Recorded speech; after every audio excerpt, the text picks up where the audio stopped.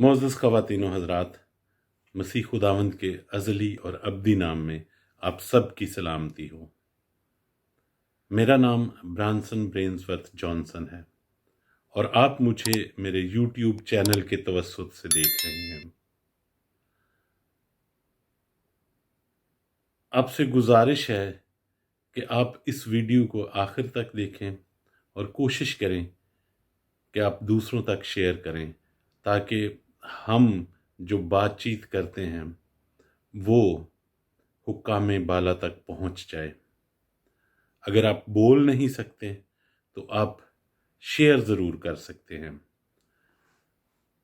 आपसे अर्ज़ है कि इस वीडियो को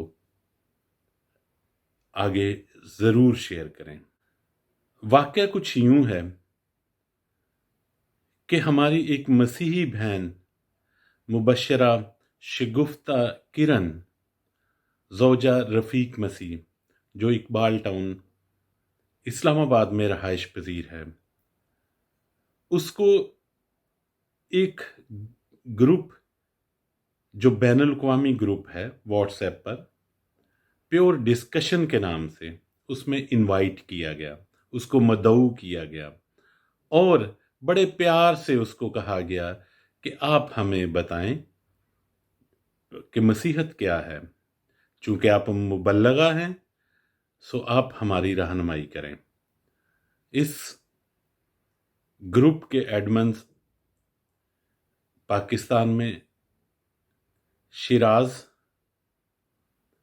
इंडिया में फैसल कुरैशी और इसी तरह से कनाडा और यूएसए से हैं, और ये सारे के सारे अहमदी हैं।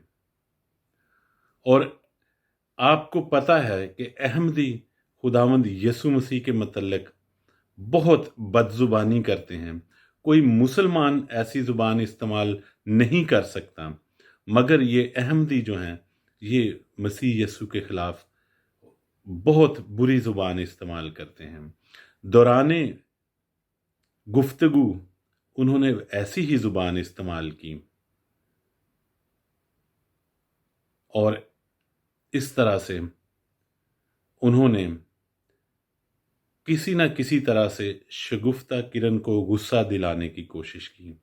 ख़वातीन व हज़रात, जब मैं छोटा था तो किसी किताब में मैंने एक कहानी पढ़ी। एक जंगल में एक नदी के किनारे एक भेड़िया पानी पी रहा था। उससे थोड़े फासले पर एक मेमना यानी एक बकरी या भेड़ का बच्चा पानी पी रहा था।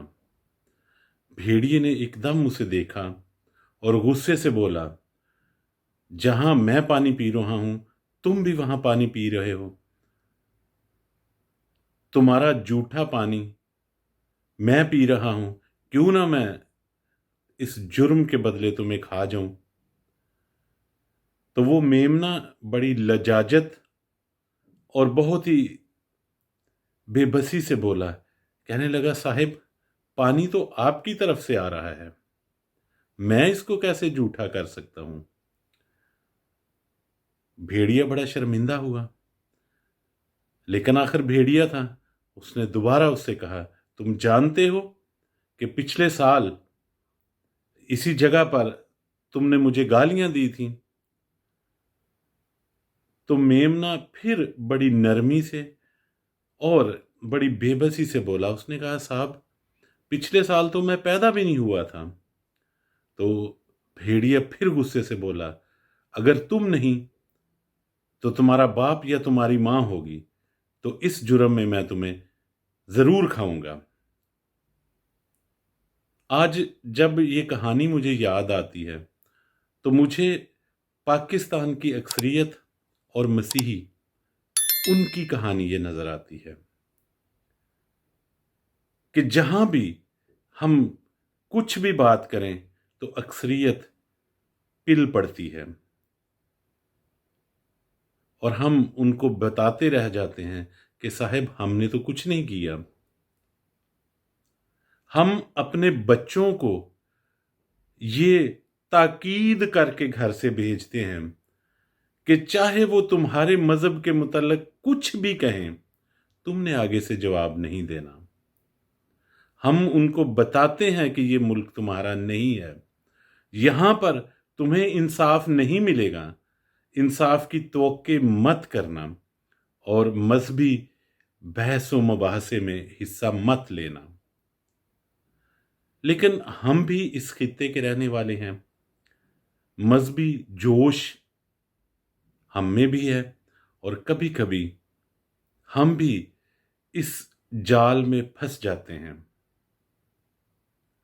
और ऐसी गलती कर बैठते हैं। वो गलती नहीं होती, गलती सिर्फ इतनी होती है कि हम अपने मजहब पर हमला करने वालों को सिर्फ बड़ी मोहब्बत से, बड़े प्यार से ये कहते हैं कि साहिब आप ऐसा मत कीजिए, लेकिन भेड़िया तो भेड़िया है, उसने तो खाना ही है। चूंकि शगुफ्ता किरण जानती थी कि ये सारा कुछ उसके खिलाफ इस्तेमाल हो सकता है, इसलिए वो बड़े तहम्मुल और बुर्दबारी से उनका जवाब देती रही। और जब उनसे कुछ ना बन पड़ा तो शहजाद अहमद फारूकी, जो पाकिस्तान में एडमिन है, उसने कुछ लोगों को उकसाया और अपनी मुद्दईयत में शगुफ्ता किरण के खिलाफ 295 तौहीने मजहब, तौहीने रसालत का केस दर्ज करा दिया। यहां पर एक बात गौर करने के काबिल है कि अहमदी कम्युनिटी को, अहमदी बरादरी को 1973 के आइन में अक़लियत करार दे दिया गया है और इनसे ये कहा गया है कि वो अपने आप को मुसलमान मत कहें, अपनी इबादत गाह को वो मस्जिद नहीं कह सकते।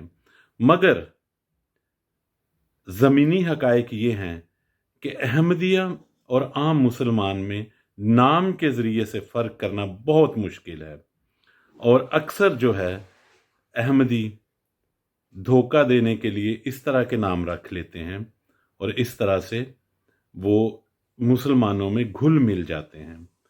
उनकी नमाज के तरीके से या उनके अकायद से ही सिर्फ उनका पता चल सकता है। इस शिराज अहमद फारूकी ने लोगों को उकसाया और शगुफ्ता किरण के खिलाफ केस दायर कर दिया। पुलिस ने भी फौरी कार्रवाई करते हुए 11 अगस्त की सुबह 4 बजे शगुफ्ता किरण के घर पर छापा मारा और ना सिर्फ शगुफ्ता किरण को बल्कि 2 मासूम बच्चों को भी हिरासत में ले लिया। इन बच्चों की उम्र 10 से 13 साल बताई जाती है। मैं सोचता हूं कि उस खातून ने जो कुछ किया या ना किया, उसका कसूर है या नहीं, ये कहानी तो एक साइड पर, लेकिन क्या ये बच्चे कभी नॉर्मल जिंदगी गुजार सकेंगे? क्या वो ये कह सकेंगे कि ये सल्तनत, ये रियासत, ये हुकूमत हमारी माँ है? क्या वो कभी ये कबूल कर सकेंगे कि ये हमारा घर है, ये हमारी धरती माँ है? शायद जो ज़हनी कैफियत उनकी है उसको कोई भी बयान नहीं कर सकता। अब यहां पर पाकिस्तान में 295 सी एक ऐसा कानून है और ये एक ऐसा नारा है कि अगर ये किसी पर लग जाए तो ना तो उसकी जमानत हो सकती है और ना ही उसकी जिंदगी की जमानत दी जा सकती है। अब शगुफ्ता किरण पर जब ये तौहीने रसालत लग गई है, हो सकता है कि अदालत उसे बरी कर दे, मगर वो सारी जिंदगी आम आदमी की तरह, आम इंसान की तरह इस मुल्क में नहीं जी सकती। जरा सोचिए उन 2 खवातीन के बारे में, फैसलाबाद में जिन 2 नर्सों पर 295 का केस हुआ, पता नहीं वो किस हाल में है। सिर्फ एक आम आदमी ने, जो वहां पे एक सफाई करता था, जो वार्ड बॉय था, सिर्फ उसके एक कहने पर, उसके ये कहने पर कि इस खातून ने एक स्टिकर उतार दिया अपनी अलमारी से, इस पर आज वो किस हाल में है, उनकी क्या हालत है, किसी को कुछ पता नहीं है। मैं अपने मुसलमान भाइयों से भी कहना चाहूंगा कि इस मुल्क में अकलियतें सिर्फ 3 से 4% हैं। मुसलमान यहां पर 95, 96, 97% तक हैं। कितने लोगों को आप कत्ल करेंगे इस मामले में? क्या करेंगे? क्या आप सारे हिंदुओं को, सारी अकलियतों को इस्लाम में कन्वर्ट कर सकते हैं? जी नहीं, बिल्कुल नहीं। हम रोज मरते हैं, तिल तिल मरते हैं, लेकिन अपने ईमान में कायम हैं। हमारे मसीही बहन भाई, हमारे मसीही बच्चे रोज नफरत का शिकार होते हैं। उन स्कूलों में जहां पर सिर्फ 1 या 2 मसीही बच्चे हैं, उनसे तरह तरह के सवाल किए जाते हैं, उनको तरह तरह से तंग किया जाता है, उनके अकीदों का मजाक उड़ाया जाता है, लेकिन वो बेचारे घर से ये सीख कर आते हैं कि आपने बोलना नहीं, आपने जवाब नहीं देना, क्योंकि 295 की नंगी तलवार उनके सर पर लटक रही है। कब तक ये जुल्म जारी रहेगा? मैं हुक्काम बाला से ये पूछना चाहता हूं। हमारा मीडिया बिल्कुल खामोश है। ये एक मसीहियों का कत्लेआम किया जा रहा है, कोई जुबान खोलता ही नहीं है। क्यों नहीं खोलता? हमारे अदारे खामोश हैं, हमारा मीडिया खामोश है। कौन हमारी आवाज सुनेगा और कब तक ये जुल्म जारी रहेगा? मैं अपने हुक्काम बाला से पूछना चाहता हूं कि क्या आप कभी इंसाफ की फराहमी को यकीनी भी बना सकेंगे या नहीं? क्या हम तवक्को रखें कि हमें इंसाफ मिलेगा, या बस एक नारा लगेगा और सर तन से जुदा हो जाएगा? कितना खून आपको चाहिए, कितनी गर्दनें आपको चाहिए कि आपकी तसल्ली हो जाए?